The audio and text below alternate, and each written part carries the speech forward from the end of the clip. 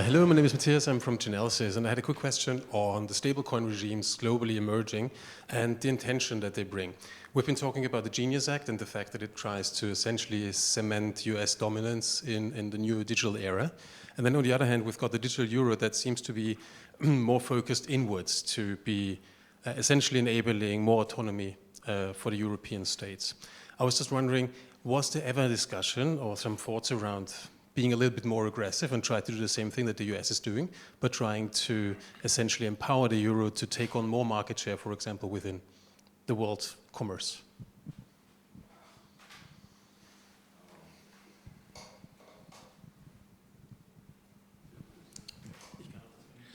There is a section in the proposal, on the legislative proposal on the digital euro, which is titled the internationalization of the digital euro. Yeah? It is foreseen that it will be possible to issue the digital euro via the European Central Bank in other jurisdictions. Yeah? And there's no limit on which jurisdiction is used. However, there's a technical reason why it is introduced even today. Yeah, we have associated states which use the euro right now as their currency, like the Vatican, like Andorra, yeah, like San Marino. Yeah, these very small states. Yeah.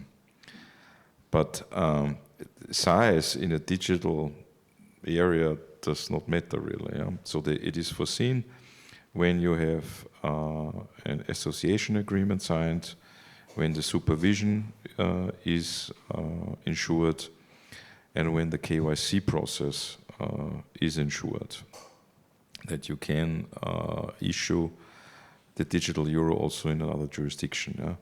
Where we are very, very careful when we design it is the digital euro is a closed shop, meaning if today we have even governments which attack banks and steal essentially money, which is then wired globally to rogue states like North Korea.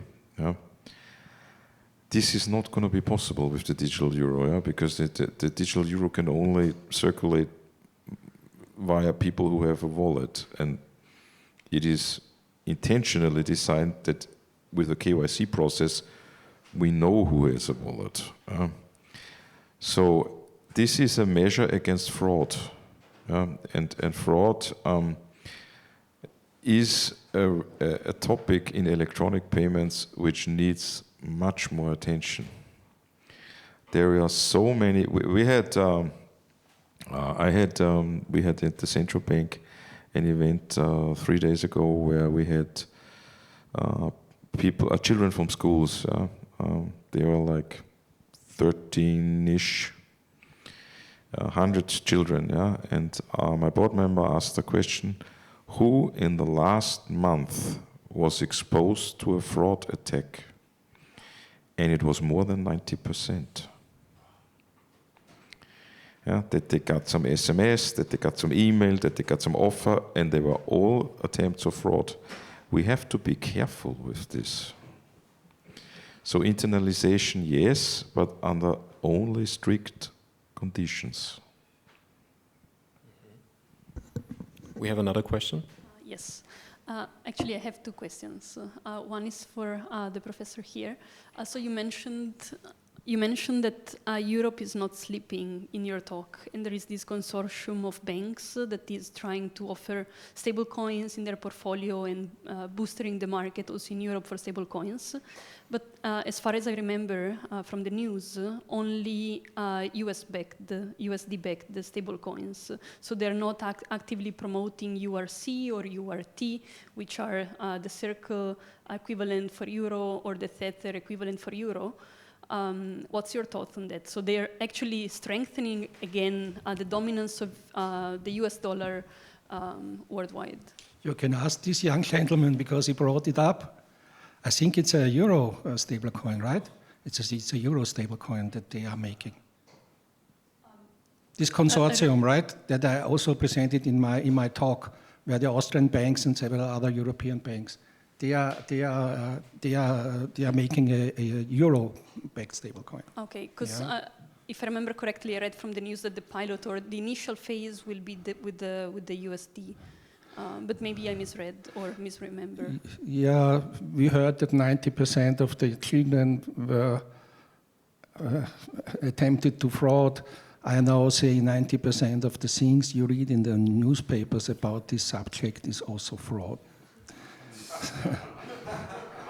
No, really, I mean, this problem with education, we not only have with our young people, we also have it with journalism. And of course, I understand, because these things are complex.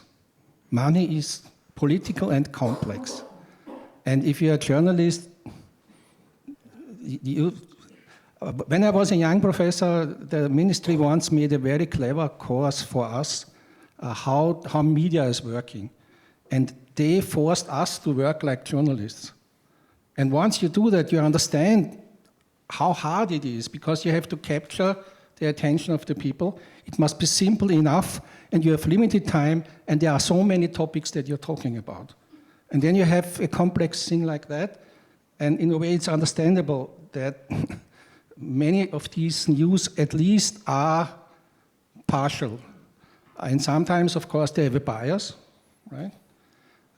So typically, when my boys became 18, I gave them an education in journalism by showing them examples of newspapers about the same subject from different newspapers, where I knew what was actually happening.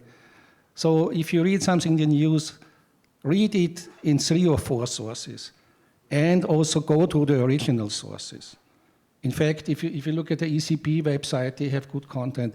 If it comes to crypto, the crypto exchanges typically have good content. Yeah, they explain very well how it is working. What is in the normal media is entertainment. I think you had a second question, right? Yes, so this is more broader question. So we've been talking about stablecoins, we've been talking about CBDCs, and I think there are a couple of other terms which are quite popular today in the discussion, especially in the US, but hopefully also in Europe. And one is tokenized deposits.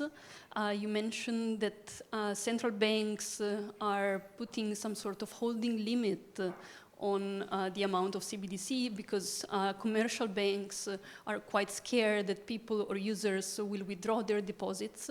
And probably a countermeasure to this would be to use tokenized deposits, where commercial banks tokenized or put on-chain or some sort of digital representation of their own deposits. So this is another big topic, I think.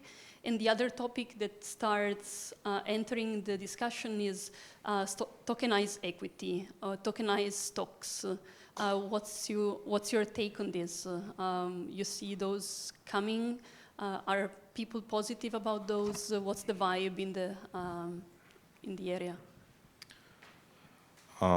Certificate, tokenized deposits, yeah. There is a financial instrument which is a certificate of deposit, which already exists. And tokenized deposits can be seen as equivalent, but in a tokenized technology. And there are bearer and non-bearer forms. But I'm not sure, maybe I gave an unclear comment before. Yeah? The Euro system is looking as its infrastructure.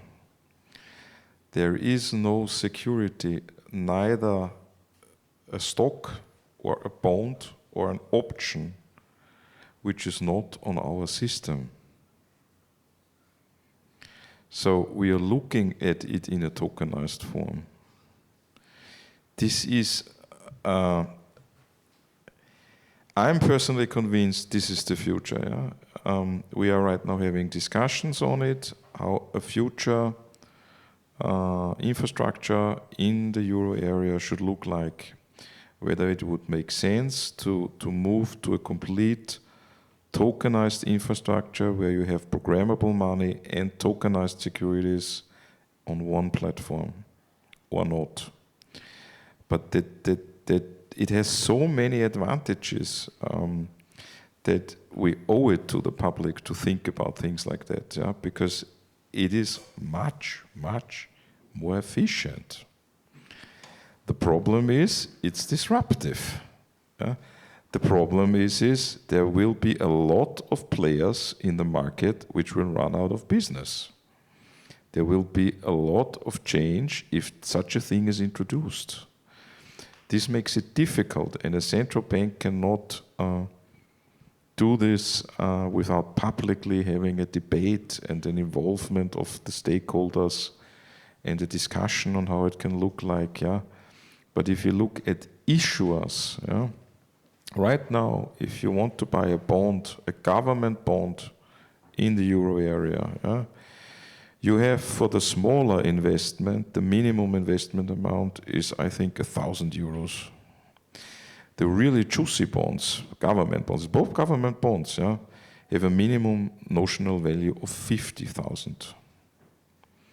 Which means for most people in the euro area, it is completely impossible to invest in these things. So they have a savings book, yeah? But this is not necessarily an efficient way of having a financial market work like this. Yeah?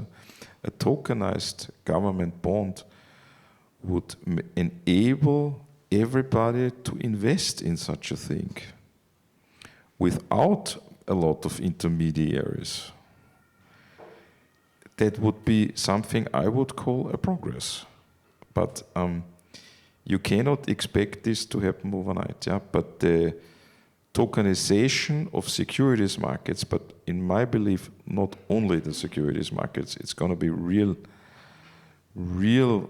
economy markets too, whether it's raw materials, whether it's other forms of doing business, they're going to be tokenized. And this is a technology which is coming in the future. Yeah? You cannot prevent it.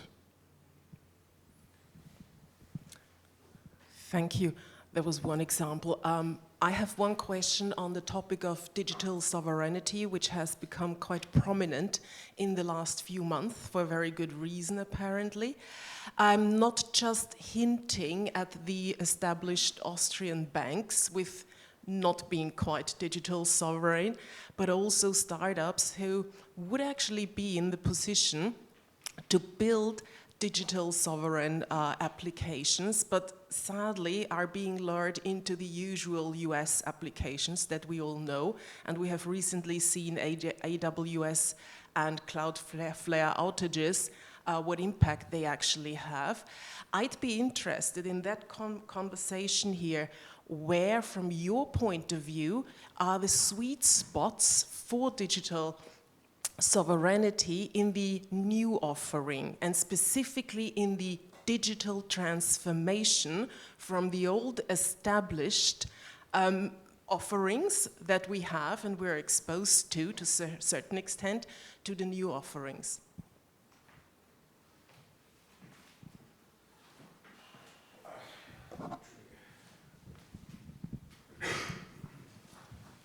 Yeah, this is a very good question.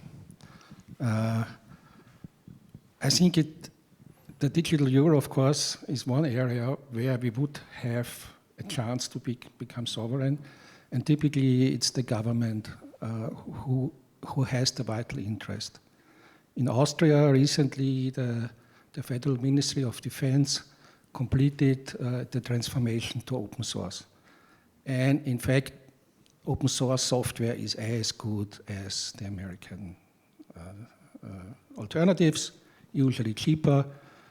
In the past, I've had several cases where on the operative level, the IT people wanted to use open source, and on the political level, the politicians were invited to an innovation center to the US, and suddenly, after some time, again, it was one of these.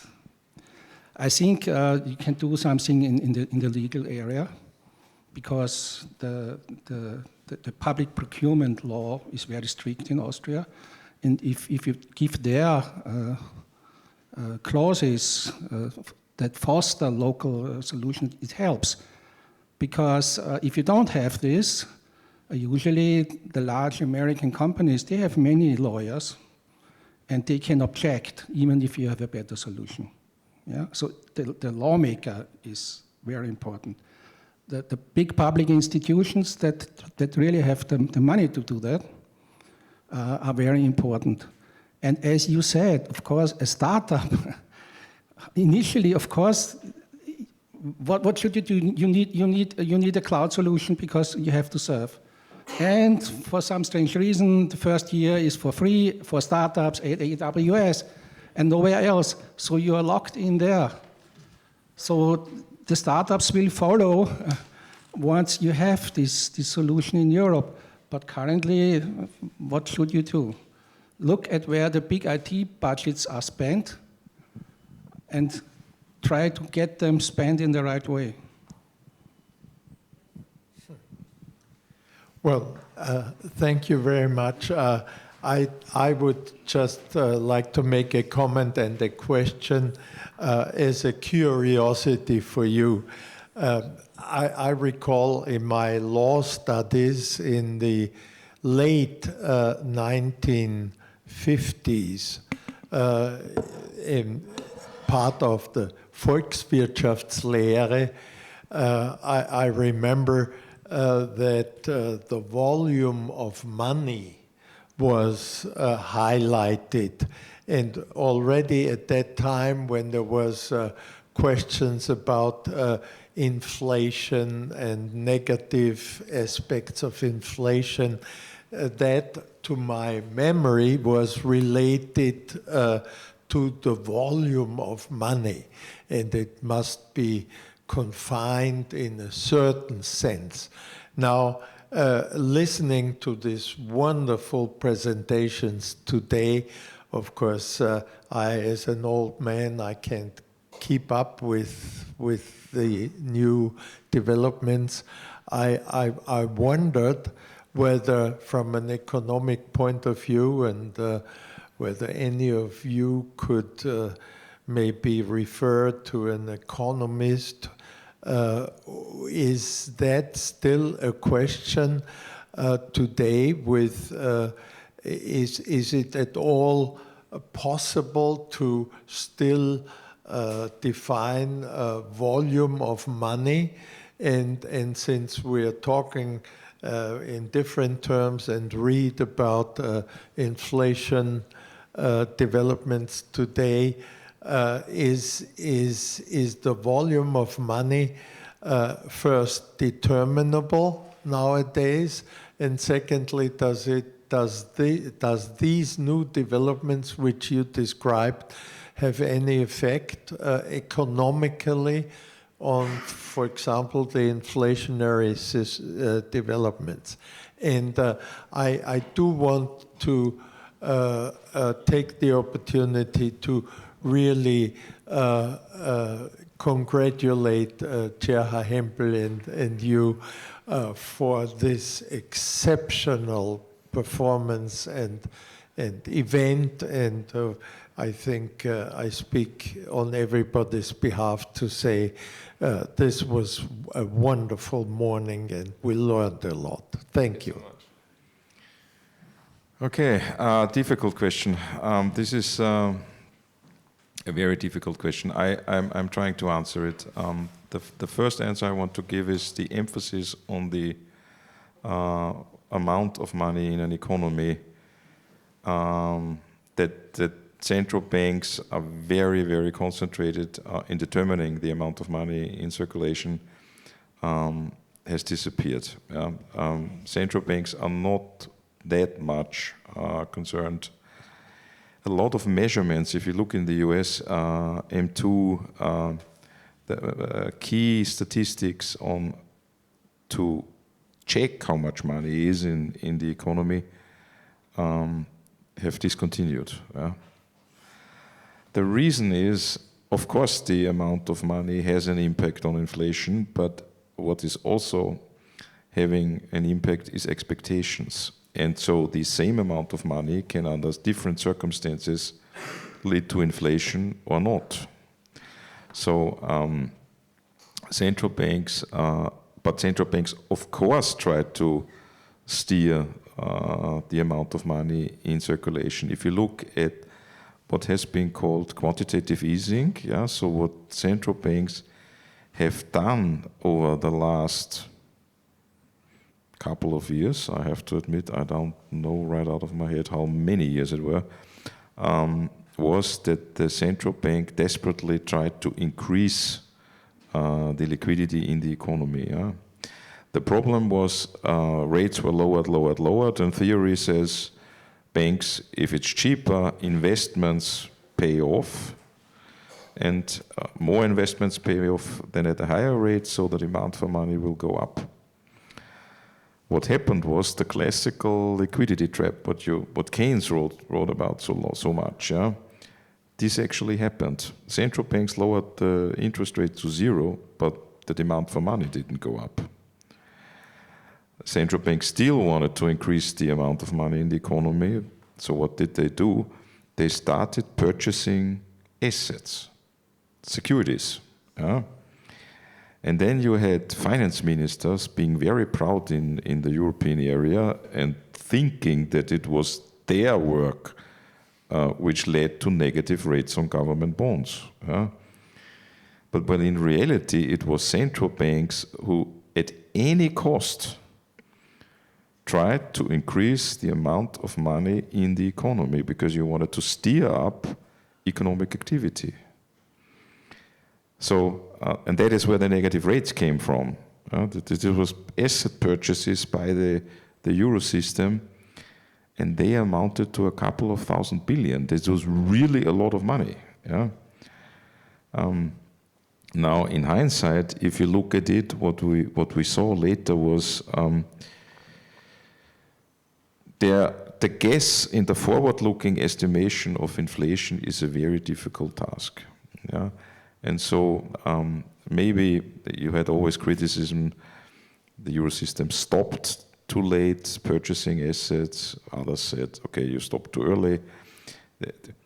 It was really an attempt to increase the amount of money. So yes, it plays a role, but not that the link is not that direct anymore, or is assumed to be not that direct. I think Alfred also wanted to answer this.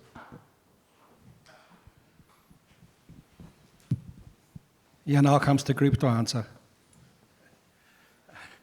Regardless of the measures, central banks have increased money supply enormously, for good reason, basically, right? And even though it doesn't directly create inflation, there is an indirect effect because, supply and demand. If you increase supply a lot and don't have so much more demand, basically it's inflation. And this basically is the value proposition of Bitcoin. Yeah, because it has limited supply, and this is immutable. It's written in the protocol. And as long as people believe it, it's there, right? And it's also very nice if you see the YouTube videos of Larry Fink of BlackRock, right? I think in 2017 or 18, he says, I haven't found any legit use cases for Bitcoin. It's for criminals, right? And when I don't think if it's directly, but basically he said it, yeah? And when they launched their IBIT Bitcoin ETF, I think 2 years ago, he says, this is the future of money if you really want to have an asset that is not inflationary, and if you want to hedge against inflation, use Bitcoin. And this is the typical use case. And if you look at the determinants of the Bitcoin exchange rate to other currencies, of course you have the halving events because it reduces supply. And it's correlated to the global money supply because people want something like digital gold, right? That is not, where you don't have a counterparty risk, it is not influential by governments if you don't trust institutions. You want something like a raw material, and it's a digital raw material. And if Mr. Capitalism says it is, and of course they make a lot of money by having these ETFs, this is basically the crypto answer to that.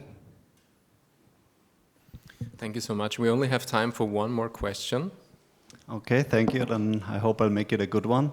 My name is Bernd. I live in Japan and I work for a Japanese startup. So we develop a decentralized physical infrastructure for renting GPUs. And we just heard about the AWS outages. And if US East goes down, then half of the internet goes down. And what we are offering is that, basically you can rent GPUs, anyone can connect and anyone can rent the GPUs and it can pay with crypto integration. And for us, it's interesting. I'm here because we might bring our services to Austria. And I would like to know, we've heard about the challenges of companies establishing a subsidiary in Austria. Why would you do this? There are lots of hurdles, regulatory issues. So the day after tomorrow, I'm going back to Japan. What can I tell my CEO about let's do it in Austria? I will open up this question, obviously, to the panel. But perhaps to give an initial answer, it's not that bad. Yeah, I mean, in Austria we have a culture of, in German, Sudern, and which basically means, we like to complain a lot, even when it's not that bad. And I think I speak for everybody that we are in a very privileged position here in Austria. Things work pretty well.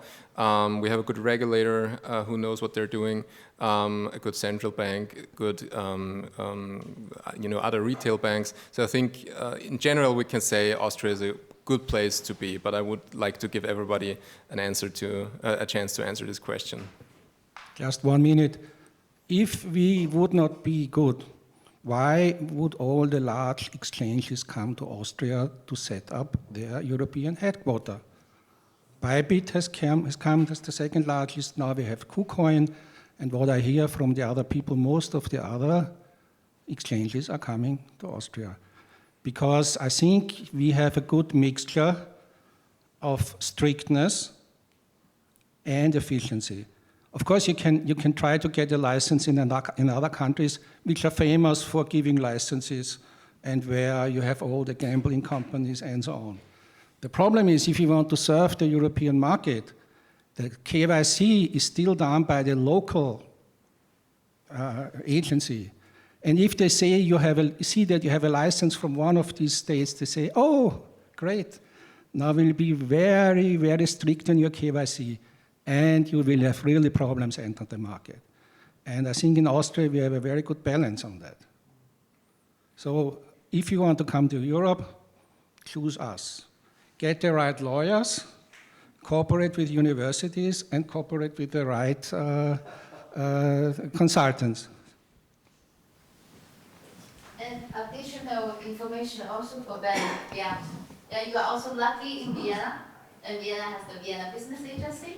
So we will at your service, as I already mentioned to you before you come. Like this audience, like this stage, Austrian is very compact. So this is also very good and very good advantage for you. And in one strike, you have all the big players here, and you can be very good connected to each other. So you're very privileged. Yeah. So this is the Vienna. Thank you very much. It's really unfortunate that we did not get this now recorded. Just let me repeat, because it was so good. No, Austrian Business Agency is definitely also a place to go if you want to come to Europe. Vienna Business Agency. And I think what I would like to reiterate is Austria is a small country. The pathways from one important place to the other are really, really short. People know each other, and usually you are in good hands. Does anybody else want to answer the Austria-specific question? Well, now after all these praises that you heard, you can't do anything but come. All right. I would like to give our speakers an opportunity to say some last words before we close our event for today.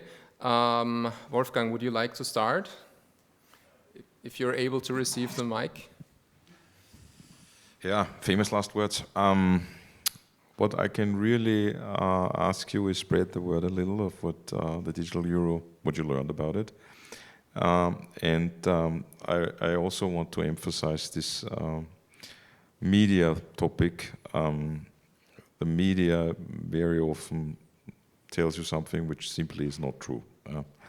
Go to the website of the Austrian National Bank. We have a dedicated section on the digital euro. Go to the ECB website. This is a very good website where you get a lot of information on European market infrastructure as a whole. So not only on the digital euro. And trust that the journalism is not always informed. I mean, the worst thing happened, we had information to the public on the digital euro where we invited journalists. And on the evening I saw on TV an interview on a TV channel. The TV channel was not there, it hasn't been there, and the interviewee also not. So I was like, what is this guy talking about? And what questions are raised? So go to the website, and there I think you find the answer. Okay, it's most important that if you want to start a business here under our regulatory landscape in Europe, to watch the fundamental rights and the borders of the EU treaty. And second, it's most important to choose the right people to start your activity. Thank you. If you have a good idea, if you have a good business case, then come to us and then you will hit the road. Yeah, it was a great morning and I also enjoyed it very much. Had very interesting questions. And I also learned a lot from discussing with the other discussants. And I really feel that we need more events like this, because this is also interdisciplinary, right? Yeah, and of course in finance, economics, IT, law meets. And the good business models are those who blend these things very good. And usually at universities we are not so good in mixing these. That's why we have our research institute at BU, where we tried this, but still the academia is very often siloed. And maybe we can make events like this more often. And of course, if you agree with me, give this young gentleman an applause.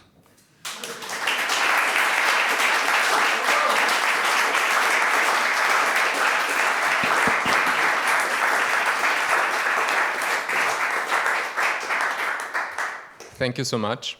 It was a great morning, and I enjoyed our presentations and I enjoyed our talk a lot.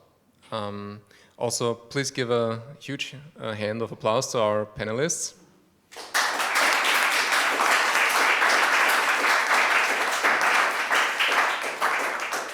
Yes, I said it earlier. Unfortunately, Professor Qiang Ku, who also wanted to join us today, was unable to. We wish him very well and a fast recovery if he sees this video. And well, now I can only say thank you very much for coming. It was a pleasure. I hope we'll have a chance to speak with each other after the event, and take care.